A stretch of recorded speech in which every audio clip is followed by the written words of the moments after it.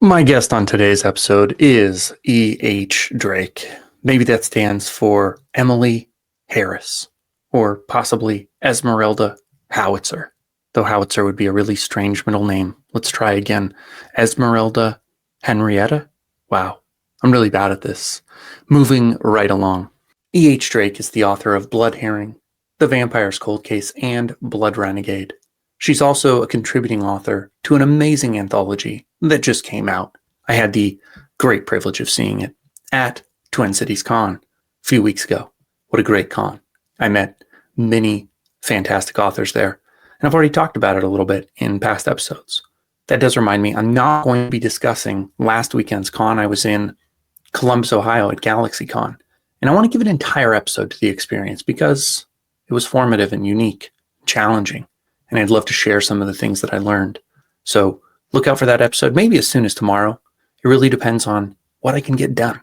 But I'm going to give it every effort to get it out soon because it deserves its own episode. I don't want it to weigh on this episode or take anything away from the incredible interview that I had with E.H. Drake. So without further ado, let's get right into it. Here is my discussion with E.H. Drake.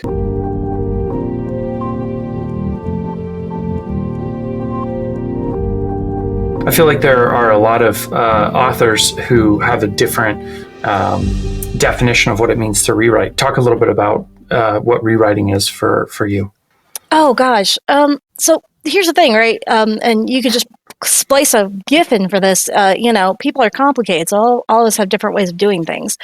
Mm-hmm. But I do it the way that everyone tells you don't do it, which is basically I edit as I go. So any of your audience that maybe isn't familiar with the term pantser, you mean that I write by the seat of my pants. I don't write with an outline. I write in the way that my readers discover the story. I discover it as I go. The problem with that is that because I didn't plan anything, I often write myself into a hole. And if I don't address those holes up front, I tend to create more work for myself. So I have to edit as I go. So I'm right now in what I consider like stage 2. So stage 1 for me is just cleaning it up as I go, drafting it as far as I can get it before I realize there's a problem and going back to fix it. And just like cleaning up typos and making sure that, okay, I didn't, do something inconsistent with the character that I didn't catch the first time I was writing it. Stage 2 is when I hit that plot hole and go, this ain't going to work at all. Such as realizing, wow, one of the feedback I got on book 2 from several readers was, you had a lot more characters. The cast was a bit bigger than I'm used to, and it was harder for me to keep track of people. Okay, well, if that's the feedback I'm getting on book 2, then adding additional characters in book 3 has to be a very methodical choice. This character is going to create that same problem. I need to take her out, and that, like I said, ripples through things. And I guarantee I'm going to have at least 2 more rounds of rewrites where that's going to be me reorganizing scenes, and then after that, it's going to be me finally doing the cleanup where my editor goes through it and tells me everything I still did wrong, because that's what he's there for. So that's interesting. If you're writing a trilogy and you're writing by the seat of your pants, do you have like a cohesive from book 1 to book 3 overarching story, or is it just 3 books in the same universe with similar set of main characters? It is an overarching theme. So the way that worked out, complete accent. When I first wrote Blood Herring, which is my very first book, I thought this was going to be a standalone. Thought this was going to be by itself, and that was going to be the end of it. Got to the end and realized, this character has more to tell. I think a lot of writers talk about how they're writing a story, and it often feels like we're not really writing the story so much as we're transcribing something being told to us by our imaginary friends, because we're insane, and that's fun.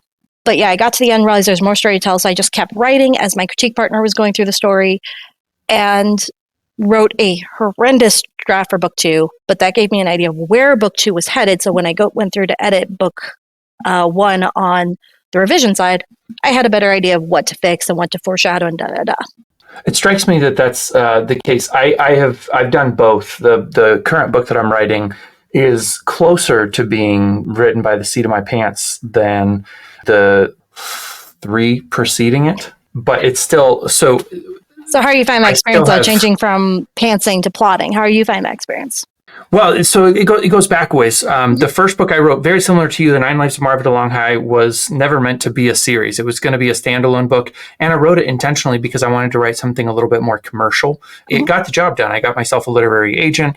We did the whole pitching the book thing, traditional press, all of that kind of stuff.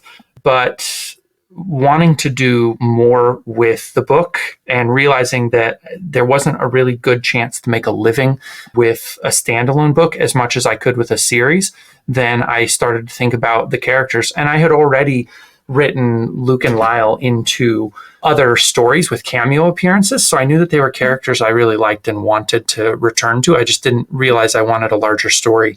And then there was a day where all 9 titles of the series kind of came to me in swift succession. So I jotted all of those down and then started to think about what were the like cohesive elements of the series and how could I pull that all together. And it came very easily, very effortlessly to get a rough outline of how the whole series would go. And then from there, I realized, okay, I know how I want the entire 9-book series to move. I know what needs to happen to get from here to there. And so I have to be really careful that each book is distinct and each book has a beginning, middle, and end, but that it builds onto the plot. So I wanted to create something where readers could come in at any point and feel perfectly grounded and just read wherever they started, but that you would get rewarded for the whole journey. And so in that way, I really wanted to make sure that I outlined what I was doing. I still don't outline like some outliners. What I tend to do is I've got the whole series notes, and then each book I will write like a 20,000 word draft where I'm not worrying about characterizations, not necessarily even worrying about like locations, places, what's happening, but just literally the movement, the action of the story. And that's about 20,000 words. And then I go back in and I have chapters, built out like that. And then I give flesh to the chapters. And that's been really nice. I like doing it. This recent one that I'm doing is different than that. Again, I'm kind of back to, I know where the story has to go, but I'm not worried about how I get there as much. So, yeah. No, I definitely feel that because with Blood Herring and then book 2 is Blood Renegade and Blood Vengeance, I will joke that the first draft often reads like I wrote my own fan fiction. It's pretty bad, but I have to get through the emotional beats of the story to understand where I need to be. And then, I have to gut out the soap opera moments a little bit there. But I have to do the same thing where it's like I have to write the bad fiction basically to get to the good stuff. I have to write the silly stuff. So. How much did you write before you got to a point where you wanted to publish? That's such a goofy question for me. And here's why I say that. I have been writing, this story actually came to me in high school. I'm not going to admit how long ago that was. But I've been writing all sorts of weird little renditions of it since before then. I've written all sorts of silly little short stories when I was in high school. I never thought I was going to put it out there. It just kept nagging at me. This is that story that just sits there in the back of your head and just keeps whispering whenever you have that 5 seconds of boredom where you're not scrolling on your phone. And finally, my husband looked at me one day. For those who don't know, my husband's also my editor. And he just goes, could you just write the story? I've heard about this for 10 plus years now. It obviously means something to you. Just do it. See what happens. It's not going to kill you. And he's right. And like I said, I wrote it expecting one thing, got a completely different thing out of the entire experience. And then I was like, I put all this work into it. Let's see how far I can push it. So we met in Des Moines at one of the QuadCons. And so I know that you're working to get your books out in front of readers.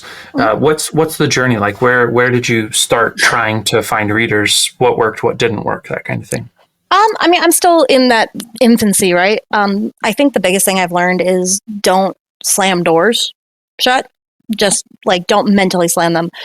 So what's been working really well is craft fairs and things like that, because I think right now we're in such a overload of digital communication. I say this as I'm doing a social media interview, but it's still true. We are at this point where people are starting to realize they have this very unhealthy relationship with social media, with their phones. They don't want it anymore. They want to get out and actually talk to humans. And I find tapping into that works really well for me because I can have those genuine conversations with readers, and sometimes I'll get someone at my booth and I'll actually tell them, maybe this isn't the right book for you because you told me you're not really into vampires.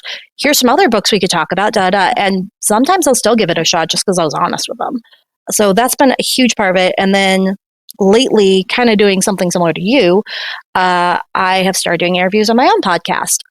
And just this morning, I'm not going to name the person because if something falls through, I don't want to put them on accidental blast, but I had someone with a rather large platform agree to do an interview. I've got 50 subscribers. This person's totally within their right to blow me off because they want to reach more people, and that makes sense. It's a business decision. And they didn't. A lot of people wouldn't even have emailed that guy. Again, not putting him on blast because things happen, things fall through. But a lot of people wouldn't have even emailed me back either. It didn't hurt me to ask. It didn't take me more than 2 minutes to at least ask the guy. So I think that's the biggest thing.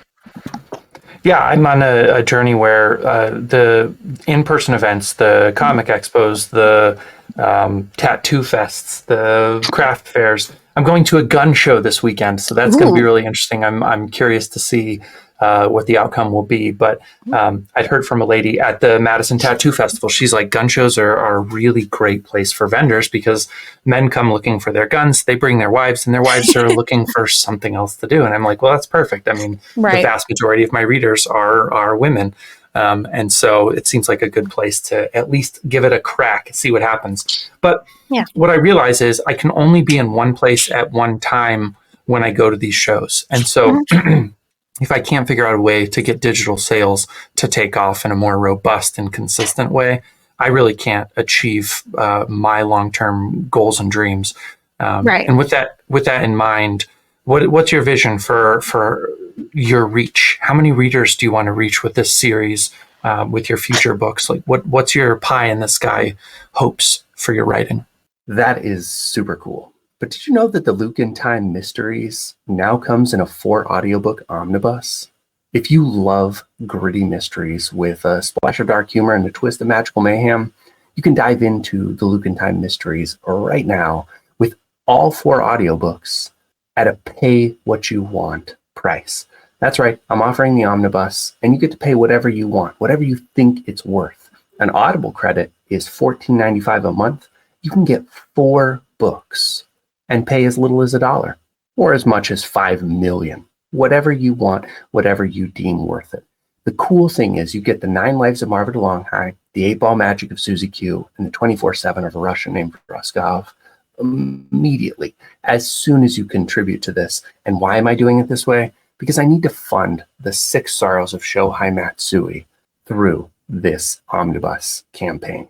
When you contribute, you're helping to fund the 4th audiobook production, and you'll get all 3 audiobooks in the series right away. The 4th one will come just as soon as this campaign is funded. I'm not doing it on Kickstarter. We're doing it a little bit different, but you get 32 hours of incredible narration by Xe Sands. And if you contribute $100 or more, she will read your name in the acknowledgments for the 6 Sorrows of Shohei Matsui. So if that's something that you're excited about being an exclusive member of this journey, click the link in the show notes or visit jodyjsperling.com and grab a copy of the omnibus today.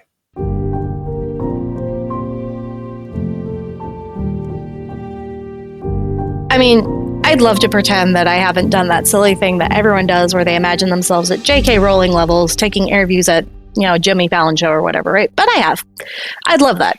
Realistically, if I can just simply support myself on this, if I can make this into my, primary income and give my, I call him my hobbit, but my son, a, sustainable source of income when I'm gone, fabulous. Just give him a little bit more financial freedom and give my family something back after they've gone with me on this insane journey. Because, this is not a passion project for the lighthearted. This is for someone who's going to be willing to sacrifice a lot of their personal time and sanity. Yeah, I think a lot about different careers, different businesses. You can work a W-2 and have guaranteed consistent income.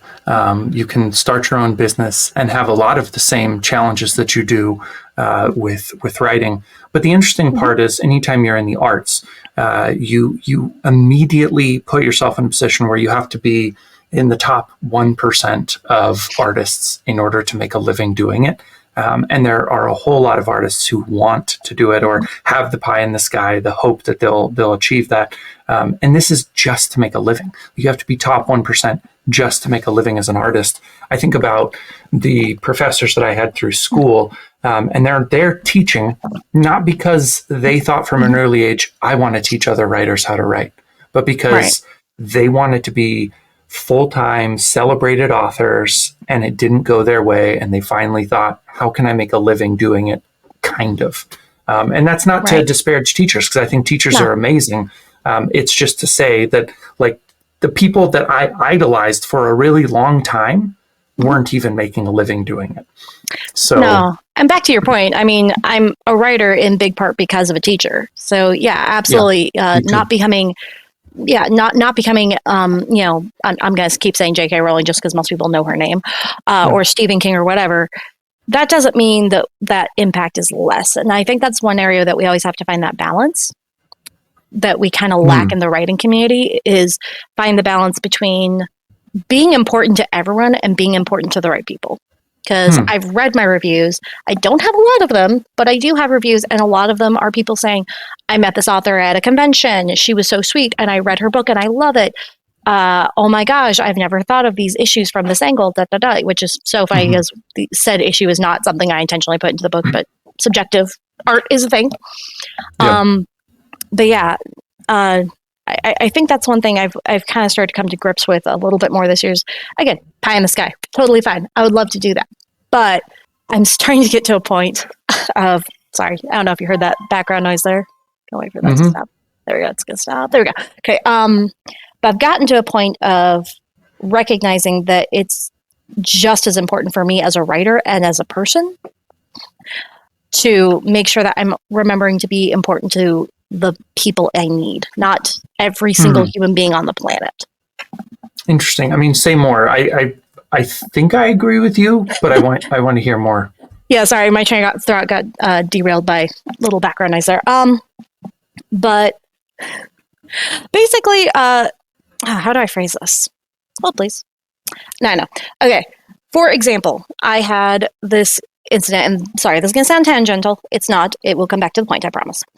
I had this thing on Goodreads recently where this guy was going off on this person who was offering ARC readings for free, obviously. And they're like, it's a pity you don't like fantasy, because that was one of the things I didn't want, because my book is amazing, and da-da-da. Like, literally, this guy went off on this ridiculously borderline narcissistic rant on Goodreads, which I would have ignored except for the fact that I just thought it was funny to read. And the reason he did that was because he was trying to get on someone's shelf that he didn't belong on. This person didn't want to read fantasy. He had a fantasy novel. And that's something I see a lot of writers do, where they think they just need to cram themselves on every person's shelf in America to become popular and da-da. There are people that don't like Stephen King. There are people that don't like Neil Gaiman. There are people that don't like J.K. Rowling, and put aside all the contentious, gossip from those people. They just don't like their writing. You are not going to be on every bookshelf in America. You're not going to be on every bookshelf in the world.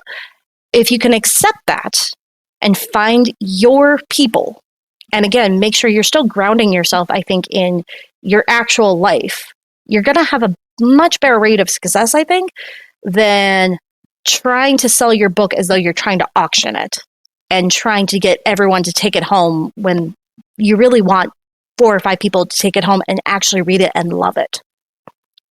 I have complex feelings about this. So I think really? Yeah, I do. Stephen King is a fairly good example.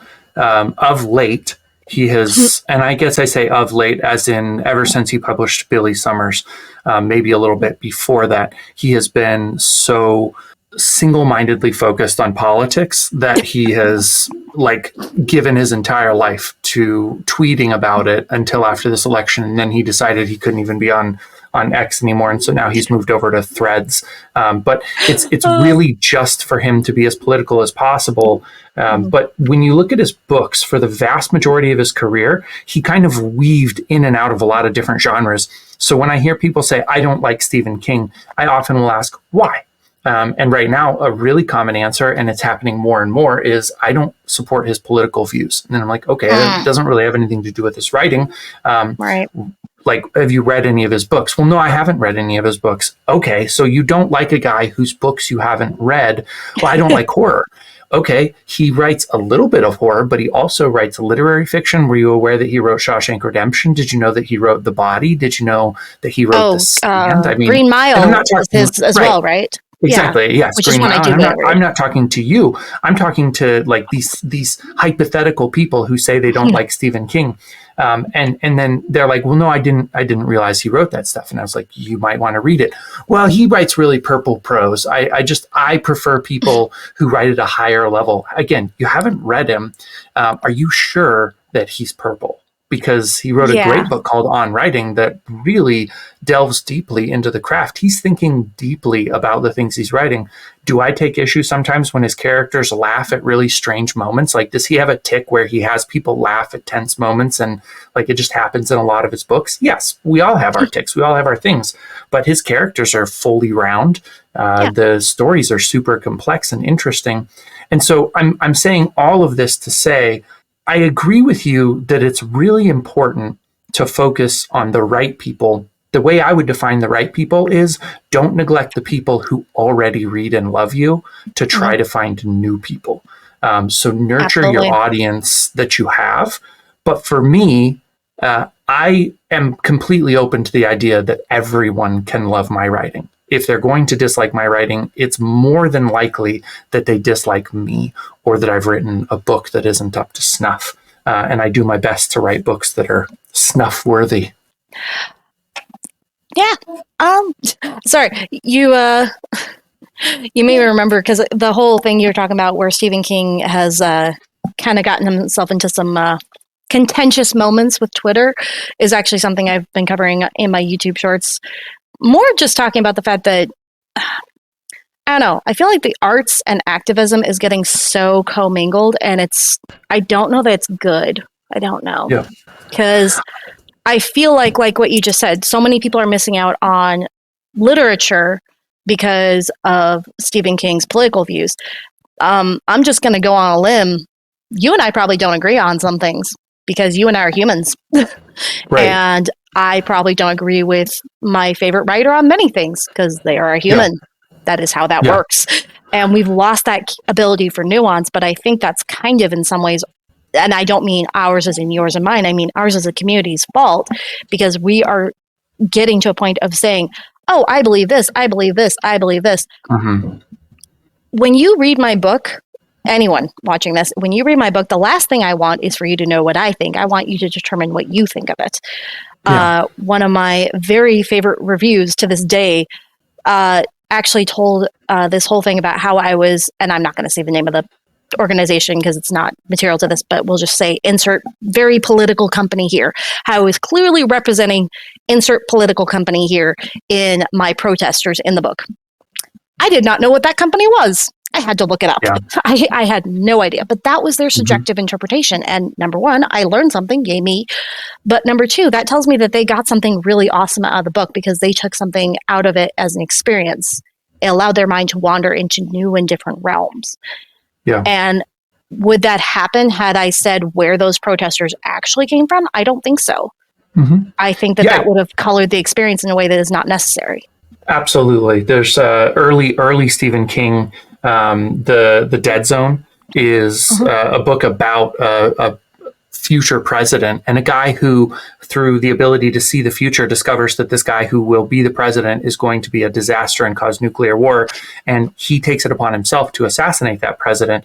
But you don't know who's representing who or what. You don't actually know a whole ton about the political philosophy, but you understand that there's a human being who feels so powerfully driven to stop horrible outcomes that he's willing to risk his own life to do it. And then all of us can find ourselves inside that story because we don't need to worry about which side of the political aisle we're on. The Stand, there is a pandemic that destroys the world. And you just get a smattering of characters and how they respond to a pandemic. Those books. Yeah, something we can all relate to now. Yeah. Well, and all of us could relate to it then, but especially now we can understand it. But now and he writes Holly, and in Holly, his main character has to wear a mask, and she has to observe social distancing, and she has to vote for Joe Biden, and she has to hate Donald Trump. And these are all things where it doesn't matter what my political view is. I'm now being told how I have to think in order to be acceptable. And that's what you were saying that's so frustrating, is fiction shouldn't tell you what to think. It should present you with a situation where you can choose to think based on the story that you're meeting. So I agree in bold with what you said, and I feel really frustrated with a lot of fiction that I think is trying to do the same thing. Now people are intentionally writing own voices, and instead of being like, hey, this is a great novel, they're like, this is a novel by somebody represented in the community. And I'm like, I'd rather not know, to tell you the truth. And that's not me trying to be bigoted or or any other hot buzzword, right? Ignorant, any of those things. Yeah. It's me actually wanting to go into the story and say, hey, isn't it crazy that I can relate to a Latina woman who is pro-life and believes that men are horrible? Isn't it crazy I can relate to her because she wrote a book that just like moved me emotionally and didn't tell me what to think, but presented me with a fully rounded character and a compelling story? Yeah, no, I have to agree with that. That's one thing. I agree with you. I don't have a problem with the own voices in theory. I think it's a great idea. Yeah. Where I think it becomes a problem is it becomes where people are acting as though that's the only voice that should matter. And especially, okay, best way I can put this. I think that there's something to be said for empathetic voices. And that's what we are kind of seeing a lot of degrading of. Like right now, key example, my main female protagonist in Blood Herring is a Irish immigrant from the 1800s. During the 1800s, Irish immigrants were treated as words I can't say on YouTube. They were literally called slurs. They were discriminated against. There were signs put up saying, we need XY job. Irish need not apply. They were treated horribly. They were discriminated against. I have had multiple people tell me that I don't understand what those issues are like because I've never experienced them, which they've got a point there. But at the same time, I can read up on it. I can learn about it. Simultaneously, I'm currently in the middle of writing a zombie Western, and I'm just going to come out and say it. The main character is Black. Wasn't intentional, just I'm writing along, and suddenly that's what I find out about her because that's how my writing works. I have already had a beta reader tell me that it's inappropriate for me to write that, and they can't tell me why. Yeah. Except for I'm taking away a voice from a character. How? Explain. Yeah.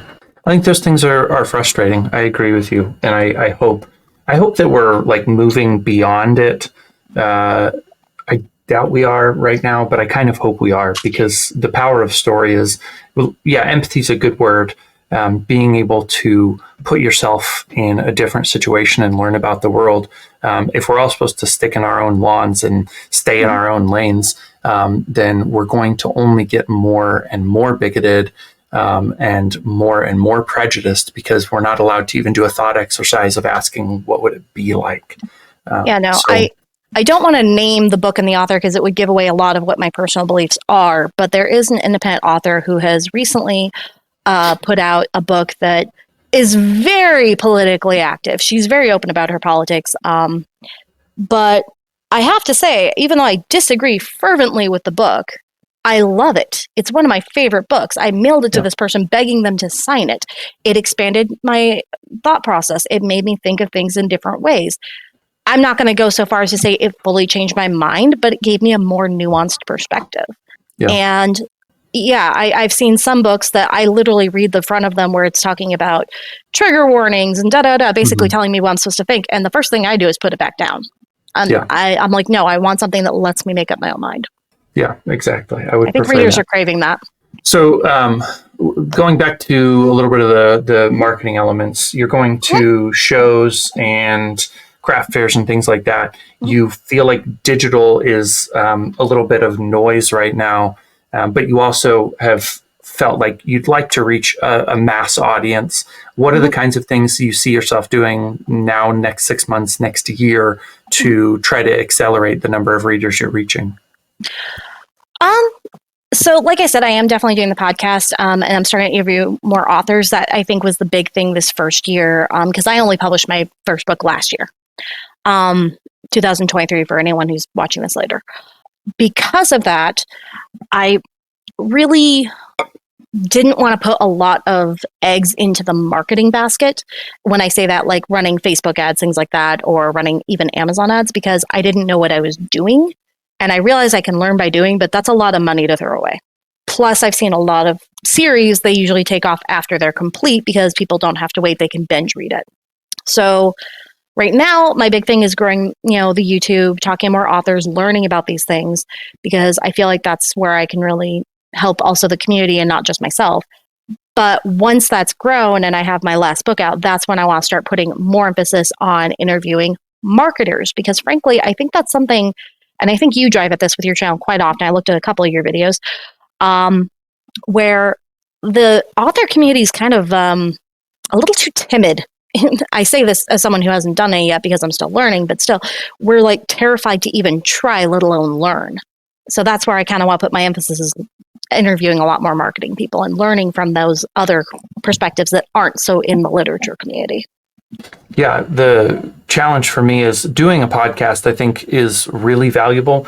Depending on what you're hoping to get out of it, though, you will get everything out of it that you put into it. And you won't necessarily know everything you're putting into it until a ways down the road. So Right. I have, for the last 4 years now, done a podcast on marketing. And so I have a fairly large crowd of authors around me and people who talk about marketing and doing different things. But it has not built my reader base. And I think there was a point where I had to grieve that a little bit to realize I built a fairly sturdy, long, healthy bridge to the wrong place. But I actually like the place it got me. I'm really happy to do this podcast. I'm happy to offer this. I still learn more about marketing. I've built a really cool community around it. And I'm really happy for it. But the challenge with podcasts, and especially hosting one, is it doesn't end up giving you the kind of access that you hope. I had the great opportunity to interview people like Anthony Horowitz and Stephen Pressfield, Brad Listy, and it's great to be able to talk to them, Michael J. Sullivan, but it doesn't open any doors exactly. And I had these misconceptions about what I was going to create for myself in doing this podcast. The other challenge is being a guest on people's podcasts, getting out there and figuring out, how can I be a guest on a podcast that has good listen numbers? How do I strike it rich and land on like Joe Rogan's podcast? Because that would move the needle appreciably. And yet I had a guest on here named Michelle Dowd, who was a guest on Joe Rogan. And she said one of the big things, the takeaway for her was like, it didn't actually move sales as much as she expected. She did see some sales. She had a lot of conversations, but she's like, a lot of people are listening to a podcast aren't going to go out and read a book. They might not even be your audience. So you're introduced to a whole bunch of people. You're building your brand a little bit. And then that brings you back to the part of the conversation of, how do I get on podcasts that have a large audience and their audience are full of readers? And that's kind of one of my big challenges for this coming year, is figuring out how to find the podcasts that fit that niche. Well, I think there's also a thing, a lot of people who listen to podcasts, because most people listen to podcasts. Most of them don't sit down and watch them, right? Yeah, that's why I almost don't do any video. I hear you. My very first interview, if you watch it, it's mostly a video essay with an interview intertwined with it, because I want to really highlight the ideas more than faces talking. But that being said, if you're doing an interview on a podcast platform, more than likely, those people are still people who want stories.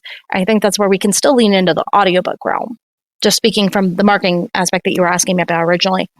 So like, that's one thing I did shell out a good chunk of money on, is when we produced Blood Herring, Blood Renegade, all my stories, we've gone and gotten a professional audiobook narrator for it, which that let me tell you, that's a whole lesson in your writing all on your own. When you have to listen to someone else interpret your words and they're a professional actor, you learn a lot about what you say a lot.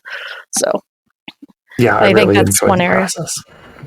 Yeah, audiobooks are good. I've also, the most consistent seller I have online is through Audible. I do sell more titles through Audible than any other online source at this point, but it's still not even close to covering the costs of getting the audiobooks produced. Have you tried the Spotify audiobooks yet? Yeah. Yeah, my audiobooks are available pretty much everywhere audiobooks can be found. They're in the libraries, through Hoopla, through Libby. They're on Audible, Spotify, Draft to Digital. And I'm, like I said, I get more sales of my audiobooks than in the other formats, but it's certainly not a goodly number. Yeah, it's definitely, it's a bit like climbing a mountain sometimes, trying to get those sales out there, right? Like you're trying to let people know you exist, but the problem is that you're shouting in a crowd and the rest of the crowd has a megaphone. Yes. So. Yeah, you have to become a very adept at delivering your message in a way that stops people over the last I think couple of Christopher months. Schmitz, which I know we've both met him, is extraordinarily good at getting people to focus on him and getting his word out there. He's very adept at that, and there's definitely some things to learn from him. Yeah. Joe Prosit, I think you've met him as well. Yeah, Joe and I are good friends. Yeah, he's definitely working on that as well, where he's, I'm noticing that they have their own way of like reaching out to more people than I do, which is hilarious because they always call me the extrovert. That's funny. Joe is really good in person. He's one of the best I've seen when you're talking about like face to face. He's so skilled at that. And I think he's neglecting his digital world as well, though I know he's getting better. He did some panels when we were at Twin Cities Con, and I missed out on that opportunity, and I'm a little bit bummed. Red invited me to do it, and I still just dragged my feet because I was like, I don't want to. I'm scared. So, I were actually you hear at this. Twin Cities? I can't recall. Not this year. We did it last year, and I try not to hit the same event too many times, and try to make sure I'm circling into different markets. So next year, maybe is my answer on that one, because at the same time, for the cost of doing Twin Cities Con, and this is not to put them down, they have a reason they charge what they do, but for the cost of doing Twin Cities Con, I can hit sometimes 6 other craft fairs and see a more diverse push on my book, as in I get into more areas. So that's kind of where I'm at with that, is like I love doing the Comic-Cons. They're one of my favorites. Actually, one of the reasons I started doing events is because before writing, I actually used to work with a small business that did Comic-Cons, and I love them. I love getting out and talking to my fellow nerds. But you got to make the business decision, right? Yeah. I would definitely challenge you to actually like reverse what you're thinking. A couple of just examples of it is I was in St. Cloud a couple of months ago, which is pretty close to the Twin Cities area. I know, that's where I got to bother you again.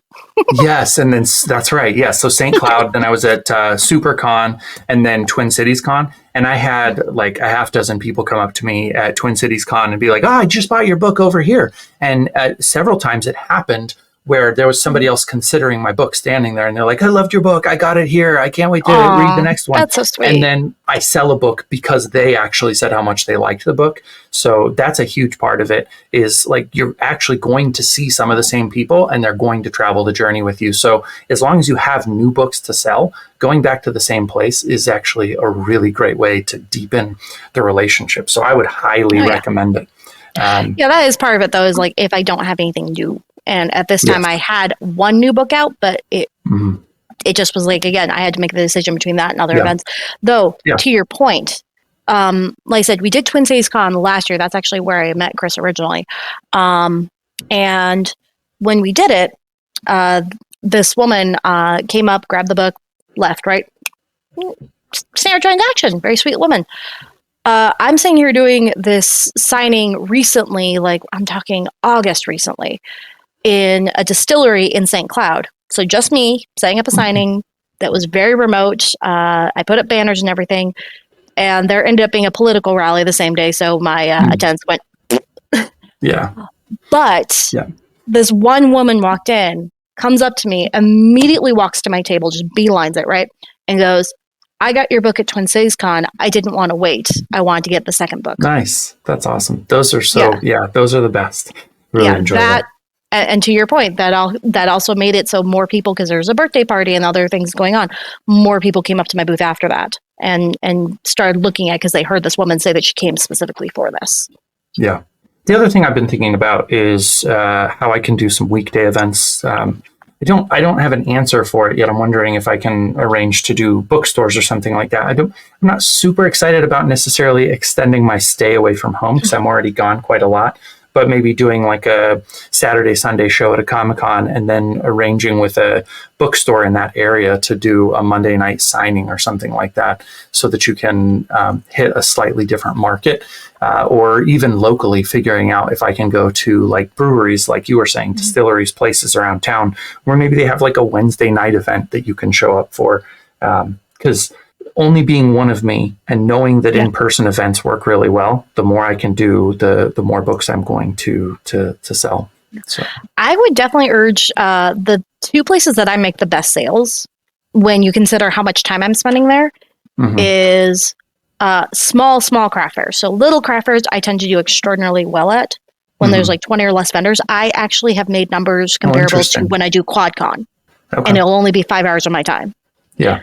And I think it's just because there's not that choice overload that a lot of people get. Yep. The other one, though, is independent coffee shops. And this doesn't immediately hit you, but the reason I started doing it is because there was one, unfortunately they've closed, but it's called Bookworm Cafe. And they hadn't take a book, leave a book, so they were very book oriented, obviously. So, I was like, hey, why not? I'll give it a try. So I go there, do a signing, and ever since then, I've done signings at other small places. You won't know these, but like Oblivion, Spooky Brew, places that have character and have the right atmosphere, basically. And even though it's not a bookstore, it does tend to be comparable to when I do signings in independent bookstores, because there's only one book to buy, my books, or one book selection, pardon me. But on top of that, I'm just simply going where, kind of like going to a Comic-Con, I'm going to find people with like-minded interests. Yeah, absolutely. All right. So in wrapping up, tell people a little bit about your books and then how to connect with you. Absolutely. You can look for me on... Sorry, 1 second. There's background noise. I'm so sorry about those. Anyway, but you can look for me on YouTube or Spotify under author E.H. Drake. And my first novel is Blood Herring. It is a vampire buddy cop mystery. It is told in dual first-person narration. Yes, I break rules. Deal with it. Or you can also get a newer one, which is Anthology of the Damned. This has one of your friends in here. Yeah. Yep. So this is 13 different short stories and includes our dear friends Chris and Joe. Awesome. So, very cool. And of course, you can just find me at ehdrake.com. I take all kinds of emails, and I usually do reply directly to you. Perfect. Thank you for your time. It was really great to catch up. Great to catch up with you, too. Thanks for having me. Becoming a household name won't happen overnight, but with your help, it can happen for me or for anyone you know who's on this journey. If you liked what you heard today, would you consider sharing this podcast with someone you know would love it too? Word of mouth is the single biggest difference maker for a dreamer's outcome. Thanks again for listening, and we'll talk to you next time.